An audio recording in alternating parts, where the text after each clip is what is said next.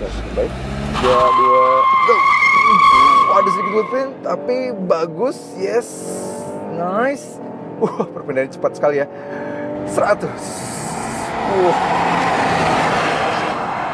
0 sampai 100 mampu dituntaskan dalam waktu. Halo guys, welcome back to CVT Cars Videos and Talk Shows. Balik lagi sama gue, Reza RFR.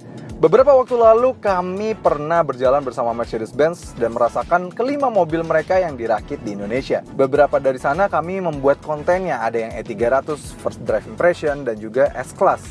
Dan waktu itu kalau E200 kami hanya sebatas in-depth tour saja. Karena memang waktu itu pertama kali penampilan perdana dari varian E200-nya. Karena pertama kali diluncurkan E200 tidak terlihat, hanya ada E300 saja. Jadi ketika acara berjalan yang keluar kotanya itu baru E200-nya ada. Jadi kami in-depth tour dulu, jadi ala-ala Om di channel. Nah, tapi kali ini kami akhirnya mendapatkan kesempatan untuk mereview varian E200 atau varian paling terjangkaunya E-Class. Dan kalau kami lihat-lihat, belum ada sih yang review lengkap seperti ini. So, tanpa berlama-lama, apa aja bedanya dan bagaimana rasa berkendara dari si E200 terbaru ini? So, ini dia the new Mercedes-Benz E200 Avantgarde.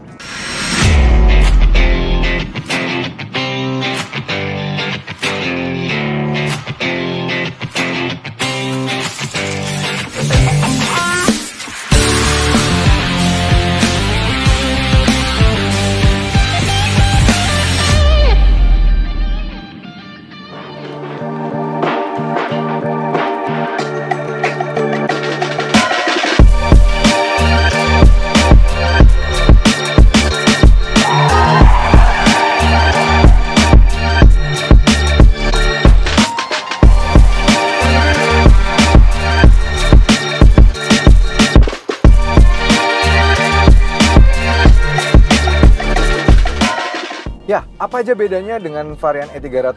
Kami memang sudah jelaskan sih. Dari bagian interior, eksterior, memang lumayan banyak perbedaannya. Karena memang yang satu AMG Line, yang varian E300. Sedangkan varian E200 ini adalah Avantgarde Line. Avantgarde Line memang biasanya punya approach dia kayak lebih ke arah luxury. Dengan tampangnya memang lebih fokus ke arah kemewahan, memang sebenarnya dia menawarkan elegan yang berbeda dengan si AMG Line yang varian E300 yang memang lebih fokus ke arah sporty. Tapi ada beberapa hal yang agak sedikit mengganggu kami dengan varian E200 Avantgarde Line yang versi facelift-nya ini. Apa itu? Apa sajakah beberapa hal itu? Lampu depan. Ya memang lampu depannya bukan yang multi beam LED, masih yang high performance LED dengan ya memang penerangannya tidak bisa sejauh yang multi beam LED yang bisa 650 meter ke depan, sedangkan mobil ini hanya di 467 meter. Tapi bukan ini. Velgnya oke, memang dia pakainya 245 R18 dan desainnya bukan yang varian AMG Line, bukan yang sporty, bukan yang lebih bagus desainnya seperti yang di E300. Tapi juga bukan ini. Dari samping desainnya sama, mirip-mirip sama varian E300, hanya beda ada sedikit side skirt saja pada bagian bawah pada yang varian AMG Line. Bagian belakang bahkan hampir mirip dengan yang varian AMG Line dan dengan knalpot yang masih asli. Jadi bukan desain belakang juga. Tapi apa itu? Menurut kami desain depannya.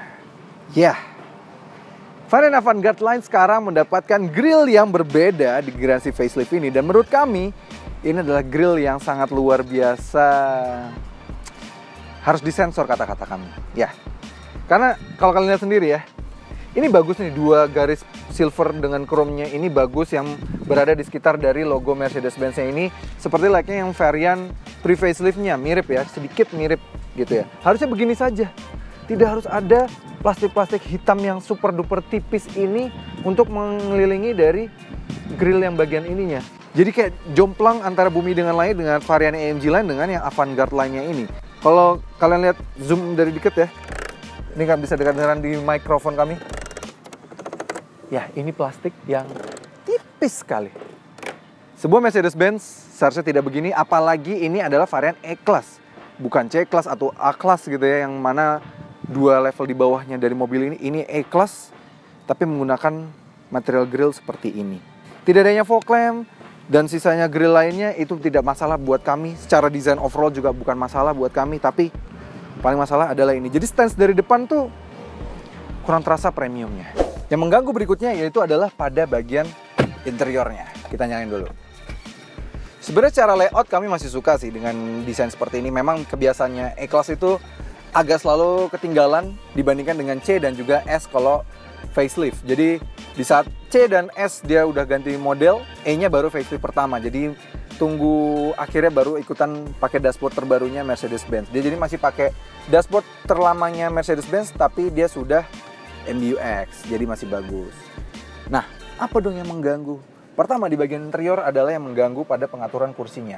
Oke, Mercedes-Benz masih bagus sih, pengaturan masih di sini. Enak kita juga bisa menjangkau kiri dan kanan juga masih bagus gitu ya. Tapi sekarang untuk varian E200, E300, varian tertingginya, sekarang tidak ada lagi pengaturan kursi untuk penumpang kiri yang depan ini. Kalau dulu ada tombolnya, jadi kita bisa mengatur ya lega dari kiri dan kanan ini. Jadi kita bisa memberikan legroom tambahan untuk penumpang kiri belakang. Nah sekarang tidak ada, jadi tidak ada lagi. Dan yang tambah lagi, yang sedikit mengganggu kami, mobil ini sudah dilengkapi dengan MBUX. MBUX tuh bagus, dia bisa touchscreen sekarang dan sudah pakai touch bar di sini. Enak begitu ya, semuanya segala macamnya bagus dan lengkap. Bahkan ada pengaturan ambient light yang sampai 64 warna dan juga sudah support Apple CarPlay dan Android Auto. Nah, ini mulainya. Pertama, dia masih belum dilengkapi dengan wireless Apple CarPlay. Dia harus colok. Tapi nggak apa-apa, jujur kami pribadi saja malah lebih prefer yang colok karena kalau wireless tuh bikin HP lebih cepat panas, performanya juga nggak bagus gitu ya. Jadi bikin draining baterai lah kalau wireless Apple CarPlay atau Android Auto. Mobil ini masih colok. Tapi yang problemnya ketika dicolok, Apple CarPlay-nya terpotong.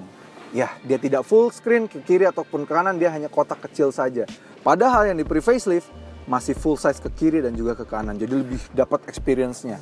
Di sini malah jadi terpotong di generasi facelift-nya ini. Lalu berikutnya adalah ambient light-nya. Oke, memang masih tetap 64 warna, tapi dia yang sekarang yang di atas frame di atas speedometernya ini sekarang tidak ada ambient light-nya lagi. Dulu di varian E-Class yang pre-facelift dia masih ada di atas ini. Sekarang even sampai varian tertinggi tidak ada lagi. Dia cuma hanya dari bawah sini dan di bawah sini saja. Jadi kurang dapat gitu. Padahal yang dulu ada malah jadi rasanya downgrade. Memang kami sudah menanyakan ke Mercedes-Benz, katanya alasannya ya semiconductor gitu katanya. Tapi bagusnya semua sudah sangat lengkap, apalagi speedometer sudah punya banyak tampilan ya. Mau progresif, klasik, understated semuanya ada dan menurut kami ini lengkap sih. Dan pemilihannya bagus, nggak kayak brand rival terdekatnya mobil ini yang perubahan dari speedometernya hanya bergantung pada mode berkendara saja. Ini lebih fleksibel. Sama fleksibelnya lah 11-12 dengan misalnya Audi A6 terbaru yang memang juga virtual cockpit lumayan fleksibel untuk penggantiannya.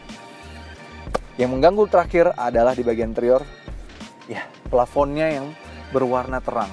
Ini saja mobil tes kami perhatikan belum banyak media yang memakai mobil ini sudah kotor nih, hitam-hitam di bagian sini. Warnanya terang dan juga sepertinya lebih mudah kotor dibandingkan dengan material biasanya. Biasanya warna terang tidak semudah ini kotor, ini kelihatan di sini ini udah mulai hitam-hitam sih. Dan ketika melihat atas langsung kelihatan di sini tidak ada sunroof atau panoramik. Padahal kalau seperti di rivalnya, varian terendahnya saja sudah mendapatkan sunroof. Sayang sekali sih. Berikutnya adalah menurut kami mesinnya. Mesinnya memang bagus sebenarnya, secara tenaga bahkan masih lebih tinggi dibandingkan dengan rivalnya. Tapi jujur menurut kami untuk tahun 2022 seharusnya Mercedes-Benz sudah menggunakan teknologi terbaru mereka, yaitu yang EQ power mereka atau EQ boost-nya mereka untuk varian E200-nya. Karena kita lihat aja W206 yang baru saja dirilis oleh Mercedes-Benz, yang varian C200-nya sudah mendapatkan teknologi terbaru dan memiliki spesifikasi yang malah jauh lebih baik. Oke, memang jadi pakai mesin 1500, tapi sebenarnya ada varian 200 nomenklatur 200 yang dulu ada di C200 W205 atau di luar E200 yang di luar negeri yang sudah menggunakan mesin yang lebih di-improve dari generasi yang ini. Ini masih menggunakan mesin E200 yang sama persis dengan yang pre-facelift sebelumnya, yang mana sudah pernah kami review dulu, yang mana itu juga menjadi mobil Mercedes-Benz pertama yang kami review. Dan sekarang ini sudah tahun 2022 yang seharusnya sudah mendapatkan facelift ini, perubahan mesinnya tidak terlalu signifikan. Dia mesinnya hanya menggunakan mesin 2000 cc, turbo dengan tenaga 197 horsepower dan torsi 320 Nm. Tenaganya masih sama persis dengan yang varian pre-facelift, tanpa embel-embel teknologi EQ power atau segala macam, masih sama persis. Tenaga itu dialirkan ke roda belakang melalui pilihan transmisi 9G-tronic.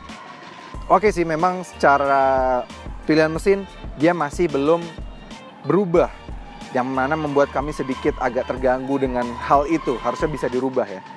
Tapi kita akan bahas rasa berkendaranya, dan kita akan fokus dengan rasa berkendara karena itu akan membayar hal-hal yang menurut kami agak sedikit negatif pada E200 ini. Kita coba rasa berkendaranya. Seperti tadi kami bilang di awal, kita akan lebih fokus soal rasa berkendara dari mobil ini. Sejatinya kami sebenarnya juga udah pernah ngerasain si mobil ini cukup panjang. Waktu itu sebelumnya perjalanan dari Jakarta menuju Solo ganti-ganti mobil ya. Dan so far dari seluruh mobil yang dibawa oleh Mercedes-Benz, memang yang paling nyaman tetap S-Class lah ya. Tapi yang kedua itu E200 ini. Kami sudah pernah merasakan rivalnya 5 Series dan juga Audi A6. Kalian bisa lihat review di sini.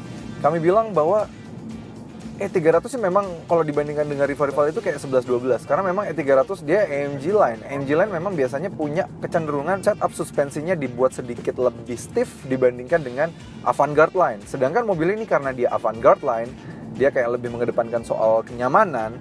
Maka dari itu mobil ini bisa menghasilkan kenyamanan yang lebih baik sih. Set suspensinya, bandingan kaki-kakinya, apalagi dengan velg yang sedikit lebih kecil tapi dibuat lebih tebal bannya, jadi menghasilkan kenyamanan yang sangat luar biasa. Ini smooth ride banget. Transmisinya ketika kita mode comfort, ini nyaman sekali. Di mode comfort dan di mode eco tuh mobil ini benar-benar nyaman sih. Luar biasa, kalian harus rasakan sendiri. Ini E-Class. Jadi kalau kalian ingin mendapatkan kenyamanan E-Class dari zaman dulu ya, kalau misalnya kalian tahu kan E-Class ya Mercedes-Benz lah, karakter Mercedes-Benz yang nyaman, mengayun, jalanannya enak, bantingannya empuk. Itu kalian cari di E-Class ini, yang varian E200 ini. Meskipun memang kalau secara fitur sama E300 kayak jomplang banget ya, karena E300 ada panoramik lah, ada distroniknya. Tapi mobil ini kalau kalian nggak penting semua itu, kalian lebih sering disetirin gitu misalnya ya, sama E-Class kalian, pilih ini aja.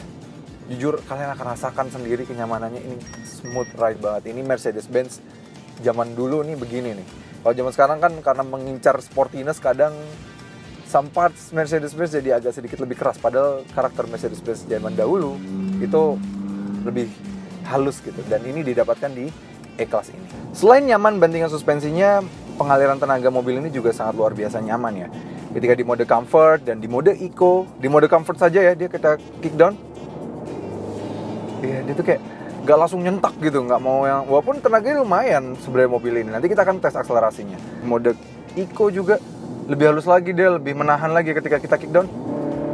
Tapi begitu udah di putaran atas baru raungannya malah keluar tuh, baru mulai keluar. Tapi ketika pertama kali kita kick down, dia tuh kayak pengalirannya halus di mode eco dan juga comfort. Tapi ketika di mode sport, semua itu berubah. Langsung instan semua, nggak pakai langsung instan kan, nggak pakai ditahan-tahan tenaganya, nggak ada pakai seperti itu. Jadi memang dimana mode mobil ini biasanya default by defaultnya di mode comfort dan di mode eco ketika berjalan, biasanya memang mobil ini tuh kalau di mode sport galak, tapi kalau di mode eco dan di comfort ini halus banget, smooth ride. Jadi kayak satu kesatuan dengan bandingan suspensinya yang sangat super duper nyaman itu. Jadi luar biasa.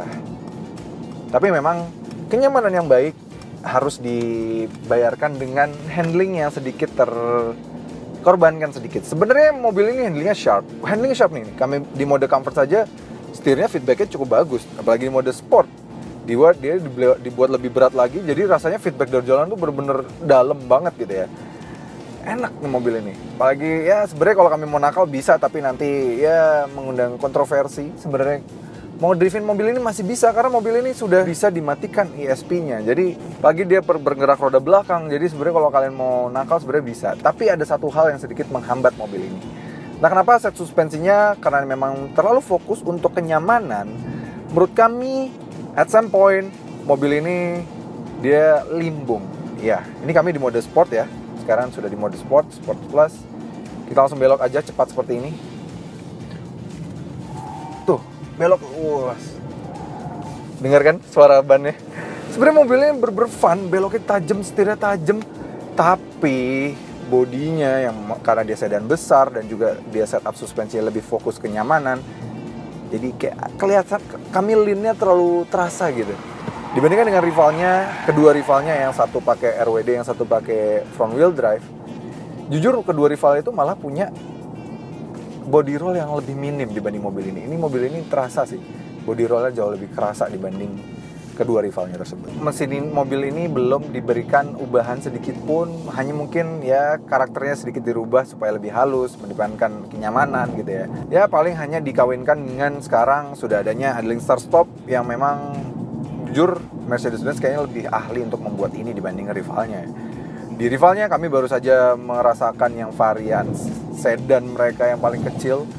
Sistem idling start stop mereka tuh sangat mengganggu sekali. Kalau di Mercedes-Benz, ketika kita misalnya diem, berhenti begini ya, set. Ya, misalnya kita diam, berhenti, ini nggak mau langsung mati. Kalau kita tekan sekali lagi, baru dia mati.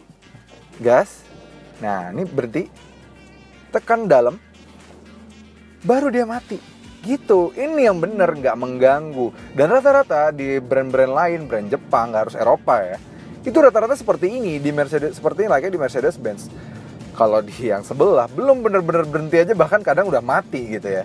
Kita udah cari cara untuk mengatur sensitivity dari idling start stop di rivalnya, itu kami nggak nemu. Jadi kalau di rivalnya mending dimatiin aja sih. Kalau di Mercedes-Benz ini pas. Tapi sepertinya memang agak di-tune sedikit sehingga kami bisa menghasilkan konsumsi bahan bakar yang sedikit lebih baik, tapi memang tidak signifikan. Di dalam kota saja, mobil ini meskipun sudah dilengkapi dengan sistem idling start stop, tapi karena belum adanya EQ power yang membantu dia berakselerasi dengan tambahan tenaga listrik itu, mobil ini dalam kota masih hanya bisa di 9,95 km per liter dengan metode pengetesan full to full. Dengan rute luar kotanya hanya di 16,2 km per liter. Tapi memang untuk orang yang sudah mampu membeli E-Class, pasti memang biasanya tidak terlalu memikirkan soal efisiensi sih. Walaupun E-Class yang E200 ini E-Class yang paling terjangkau. Dan yang kami paling suka ya kalau lagi lewat tol begini, ini smooth ride banget. Sayang memang untuk fitur safety-nya belum dilengkapi dengan Distronic yang bisa adaptive cruise control dan kawan-kawan. Mobil ini belum ada. Seharusnya bisa, karena seharusnya sudah mulai dari E200 kali ya. Soalnya kalau dari E200 sudah ada dengan smoothnya mobil ini, pastinya yang jadi perfect sekali. Tapi sisanya seperti fitur forward collision mitigation, rear cross traffic alert, dan juga blind spot monitoring sih memang sudah ada di mobil ini. Jadi masih oke lah, masih ada fitur safety-nya, tidak yang kosong-kosong sekali. Tadi kami bilang bahwa mobil ini memiliki kenyamanan yang sangat luar biasa ketika kita mengemudi. Ya terus kami bilang juga bahwa mobil ini kalau kalian mencari E-Class yang untuk sering disetirin dan kalian nggak terlalu peduli fitur-fitur yang ada pada driver, mobil ini paling cocok. Dan benar, gitu di belakang sini, ya semuanya it's all about kenyamanan. Di sini kenyamanan suspensinya sangat luar biasa. Tadi menghadapi speed bumps aja diredam dengan sangat luar biasa baik. Ini mobil sangat enak, kayak gelesernya tuh kayak smooth banget, smooth ride bener-bener mobil ini. Rasanya enak, apalagi dengan, baru kan speed bumps tidak terasa sama sekali. Pasti kalian kelihatan di kamera tidak terlalu banyak goyangan yang ada di kamera. Legroom sangat luar biasa sekali, ini besar sih legroomnya. Sayang sih memang di generasi E-Class yang ini, yang generasi facelift, baris depan penumpang yang bisa diatur melalui pengemudi sekarang jadi hilang. Ini jadi sulit sih untuk menggapai. Tapi at least juga kalau drivernya mau ngerubah, karena Mercy selalu pengaturan kursinya ada di atas, jadi nggak terlalu ngerogoh terlalu jauh. Walaupun memang sebenarnya juga nggak safety sih sebenarnya untuk ngatur kursi kayak gitu. Tapi sisanya kalau di belakang sini ini semuanya masih nyamannya, masih dapat banget. Sudut kemiringan dari kursinya juga dapat. Leathernya walaupun dia Artico leather dan ada bintik-bintiknya, memang sedikit agak mengganggu kenyamanan. Tapi kontur joknya yang memberikan suportif pada kiri dan juga kanan, dan pada bagian bawahnya ini juga kelihatan yang berbentuk ya, berkontur gitu kursi bawahnya. Ini jadi enak sekali. Tambah lagi kelengkapan seperti misalnya 12 volt socket dan 2 USB socket. Jadi untuk zaman sekarang untuk ngecas gadget kalian tuh aman di belakang sini. Enak, walaupun secara speaker dia belum yang premium sound dan warnanya hitam, jadi kayak agak mengganggu pandangan sih. Dan di tengah sini enaknya ada armrest yang cukup besar dan ada sebuah kantong di sini. Bagus, dan ada cup holder 2 di sini yang bisa dilipat gitu ya. Nice. Ya, bagaimana dengan akselerasi dari mobil ini? Apakah dengan mesin yang masih belum berbeda dengan generasi pre-facelift, tenaganya masih sama dan performanya masih sama, kita tes aja. Kita rubah dulu ke mode Sport, dia ada Sports Plus, mantap. Dan enaknya mobil ini, traction controlnya benar-benar bisa dimatikan. Mercy terdahulu tuh nggak bisa dimatiin traction controlnya, jadi agak nggak bisa optimal sebenarnya. Langsung aja kita tes ya, kita matiin AC deh biar mendapatkan suara yang baik. 3, 2, go! Ada sedikit looping, tapi bagus, yes, nice. Perpindahan cepat sekali ya, 100. 0 sampai 100 mampu ditutaskan dalam waktu 7,5 detik. Iya, luar biasa sekali. Ini jelas membuatnya lebih cepat dibandingkan dengan rival sekelasnya. Rival senegaranya ada yang punya mesin spesifikasi setara dengan mobil ini. Harus diakui mobil ini lebih cepat dibandingkan dengan rivalnya itu. Ya, jadi bisa disimpulkan, memang kalau secara tampang dan beberapa hal yang tadi kami sebutkan, mobil ini sedikit punya kekurangan dibandingkan dengan rival terdekatnya yang punya styling sangat menarik dan fitur wise dia seperti kayak lebih pack dibandingkan dengan mobil ini. Tapi tunggu sampai kalian rasakan sendiri mobil ini. Mobil ini sangat pas sekali, tepat sasaran sekali pada market yang memang benar-benar dituju oleh mobil ini. Karena orang-orang yang mencintai E-Class, yang orang tertarik sama E-Class, biasanya memang orang yang sudah mapan, tapi juga mapan secara emosional.